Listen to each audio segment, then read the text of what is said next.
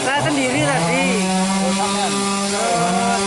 masuk ke Gamas, kondisi sudah agak angin ya, belum angin kencang. Keluar belum 5 menit sudah roboh. Dikomunikasikan apabila terjadi bencana. Inilah bentuk koordinasi kami dengan kecepatan dan tanggap daruratnya sehingga semua dapat berjalan dengan lancar dan cepat.